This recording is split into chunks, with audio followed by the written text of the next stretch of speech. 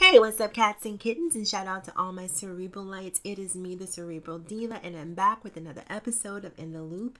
And in today's episode of In the Loop, we're going to talk about another officer-involved shooting, this time out of Oklahoma City, involving a mentally challenged black man. We're going to go there for a little bit, you guys.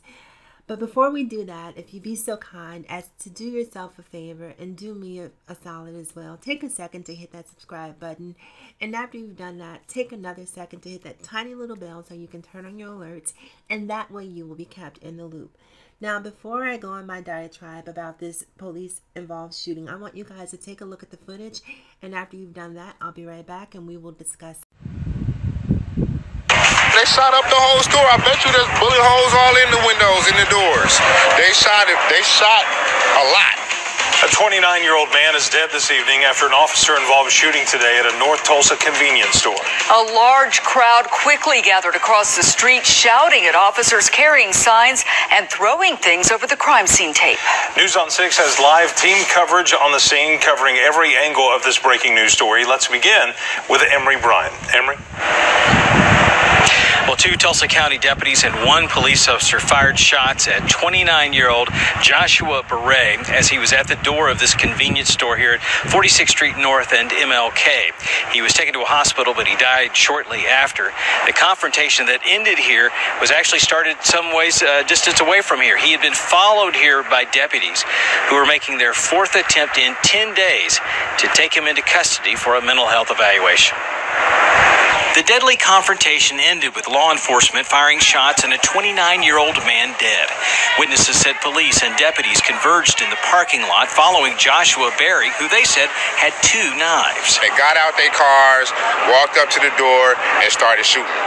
It was quick. It took 10 seconds. Williams said he counted 5 police cars, but police said 2 Tulsa County deputies and 1 officer fired shots.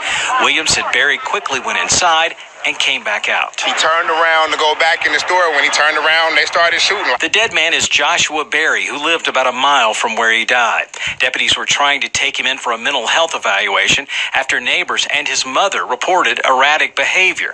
Deputies noted he had knives and large scissors during one of their confrontations when they backed off rather than risk violence. On their latest attempt Wednesday, a deputy fired a taser but missed, and deputies again backed off. Friday morning, they tried again. Produced 2 knives and followed him down to this location, and at some point here at the store, deputies as well as officers used deadly force. Tulsa police are handling the investigation of their own officer and the deputies firing shots. They spent several hours gathering evidence at the store and outside where the officers were standing. While an angry crowd gathered, the police urged patience and said there could be video that would help establish what happened. There's potentially video, from the store and possibly maybe even from the officers' vehicles. Police have finished their on-site investigation and the store has reopened. Police have not released any more. Before I even go into this diatribe, I want to send my condolences to the Barre family. And I just want to talk for a second about what's happening in our country. Why does this keep happening? You know, if you guys recall, just maybe a month or so ago, there was a police officer or a former police officer by the name of Betty Shelby. And there was a young man by the name of Terrence Crutcher who also had some mental health issues. And he was killed in a very similar fashion to Mr. Barre. Now, let me preface everything that I'm about to say by saying this, because one of the things that really grates on my nerves is when people come on my channel and cherry pick the things that they disagree with. For whatever reason, they'll listen to a video and they'll only hear the things that they disagree with, and they won't hear all of the things that I say pro whatever they agree with. So I'm going to say this. I know that there are good officers out there, and shout out to the officers who do the right thing, who are doing good work, who are protecting and serving as they should. We appreciate you. What I'm about to say is not an indictment of police as a whole. We are talking about a very specific incident, and we're not talking about the entire police force. Are we clear? So please don't comment and say something stupid like, police lives matter and all the crazy things that people say, because we're not talking about that right now. One of the things that really bothers me about this story is, if you listen to the story, you hear the reporters say that the police had been out 4 times 4, count them, 1, 2, 3, and 4 times to engage with this young man. Now, if you're going out to engage with someone that you know is mentally unstable, first of all, why isn't there a mental health professional that is giving them some sort of advice and giving them some sort of insight in terms of how to engage with a person who is suffering? I don't know if he was, if Joshua was bipolar or manic. I'm not sure exactly what his mental health condition was, but why aren't they being advised by someone who has that particular expertise, for one? Secondly, if you watch, like I love watching True TV, Court TV, when they do these like compilation videos and they show, like a bear wild in the city.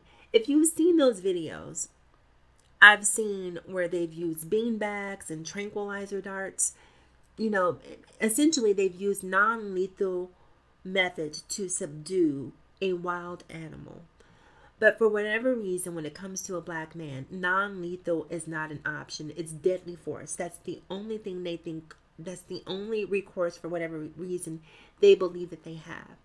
And I don't understand that. I understand that he was carrying knives. So that's why you maintain distance from yourself and that particular individual.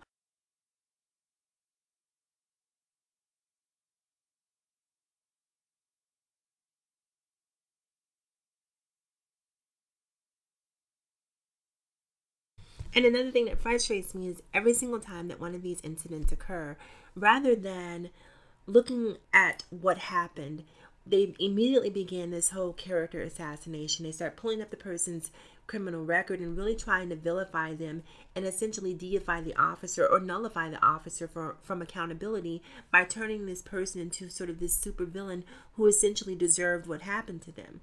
This man was mentally challenged. He had issues. We get that. We understand that. I personally wouldn't have wanted to engage with him.